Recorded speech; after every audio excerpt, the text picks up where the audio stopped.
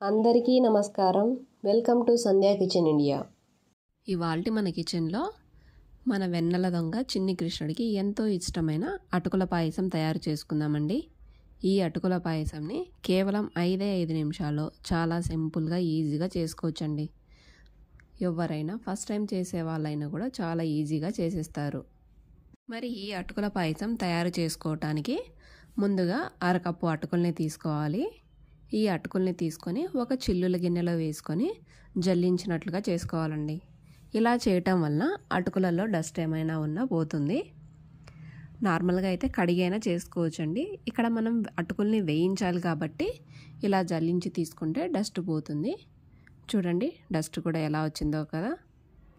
ఇప్పుడు 1/2 లీటర్ చిక్కటి పాలను తీసుకొని మరిగించుకోవాలి. మరోవైపు ఇప్పుడు మనం 1/2 కప్పు అటుకులు తీసుకున్నాం కదా, 1/2 కప్పు బెల్లం తురుముని తీసుకొని 1/2 కప్పు వాటర్ పోసి మరిగించుకోవాలి. ఇప్పుడు ఒకవైపు పాలు మరుగుతున్నాయి, అలాగే మరోవైపు బెల్లం కూడా కరుగుతుంది కదా. ఇప్పుడు అటుకుల్ని వేయించుకుందాం రండి. స్టవ్ పై ప్యాన్ పెట్టి 1 టేబుల్ స్పూన్ నెయ్యిని వేసుకోవాలి. నెయ్యి కరిగాక కొద్దిగా జీడిపప్పు, బాదం పప్పు, ఇంకా మనకి ఇష్టమైన ఏ డ్రై ఫ్రూట్స్ అయినా వేసి వేయించుకోవచ్చు. ఈ జీడిపప్పు, బాదం పప్పు కాస్త వేగాక కొన్ని కిస్మిస్ని కూడా వేసి వేయించి పక్కకు తీసి ఉంచుకోవాలి. ఇప్పుడు అదే ప్యాన్లో కొన్ని పూల్ మక్నాన్ తీసుకోవాలండి. ఈ పూల్ మక్నా అనేది పూర్తిగా ఆప్షనల్ అండి, కంపల్సరీ ఏం కాదు. ఈ పూల్ మక్నాని కూడా మంటని లో ఫ్లేమ్లోనే పెట్టి బాగా వేయించుకోవాలి. చూడండి పూల్ మక్నా అనేది మనం ఇలా తుంచగానే విరిగిపోవాలన్నమాట. అప్పుడే మనకు తినేటప్పుడు క్రిస్పీగా వస్తుంది. లేదంటే కొద్దిగా రబ్బర్ లాగా సాగినట్లు ఉంటుందండి. కాబట్టి నేతిలో బాగా వేయించుకోవాలి. ఇలా వేయించుకున్న పూల్ మక్నాని కూడా తీసి పక్కన ఉంచుకోవాలి. ఇప్పుడు అందులోనే మరికొద్దిగా నెయ్యిని వేసుకొని అటుకుల్ని కూడా వేసి మంటని లో ఫ్లేమ్లో పెట్టి 3-4 నిమిషాల పాటు బాగా వేపుకోవాలి. చూడండి ఇక్కడ పాలు కూడా కాగిపోయాయి, బెల్లం కూడా కరిగిపోయింది కదా. బెల్లం మరీ తీగ పాకం అలా ఏం రానవసరం లేదండి, జస్ట్ బెల్లం కరిగితే చాలు. ఇక స్టవ్ ఆఫ్ చేయండి. పాలు మరిగించుకున్నా పర్లేదు, పాలు బాగా చిక్కబడి పాయసం మంచి రుచిగా వస్తుంది.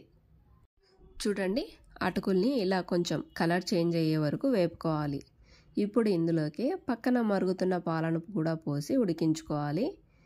ఈ అటుకుల్ని ఎక్కువ ఉడికించనక్కర్లేదండి, జస్ట్ 1-2 నిమిషాల పాటు ఉడికిస్తే సరిపోతుంది. ఇప్పుడు ఇందులోకి 4-5 జీడిపప్పులు, అలాగే 3 ఇలాచీ తీసుకొని మెత్తని పౌడర్లా గ్రైండ్ చేసి వేసుకోవాలి. ఇలా జీడిపప్పు వేయటం వలన మనకు పాయసం అనేది బాగా చిక్కగా వస్తుంది, మరింత రుచిగా ఉంటుందండి.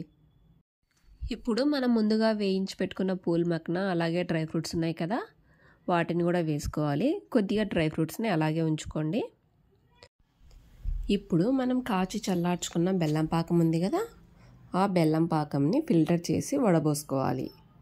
ఇలా ఫిల్టర్ చేసి పోయటం వలన బెల్లంలో ఏవైనా రాళ్ళు పుల్లలు ఉన్నా ఫిల్టర్ అవుతాయండి. ఇలా బెల్లం పాకం పోసి 1 నిమిషం పాటు ఉడికాక ఇక స్టవ్ ఆఫ్ చేసుకోవటమే. మరి ఎక్కువసేపు ఉడికించనక్కర్లేదండి, ఎక్కువసేపు ఉడికిస్తే పాలు విరిగిపోతాయి. కాబట్టి బెల్లం పాకం పోయేగానే కలిపి ఇక స్టవ్ ఆఫ్ చేసుకోవాలి. ఇప్పుడు మిగిలిన డ్రై ఫ్రూట్స్తో గార్నిష్ చేసుకొని ఇక దేవుడికి నైవేద్యంగా సమర్పించటమే.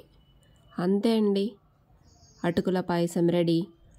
మరి రేపు శ్రీకృష్ణాష్టమి కదా, తప్పక మీరు ఒకసారి ట్రై చేసి మీకు ఎలా వచ్చిందో కామెంట్ చేయండి.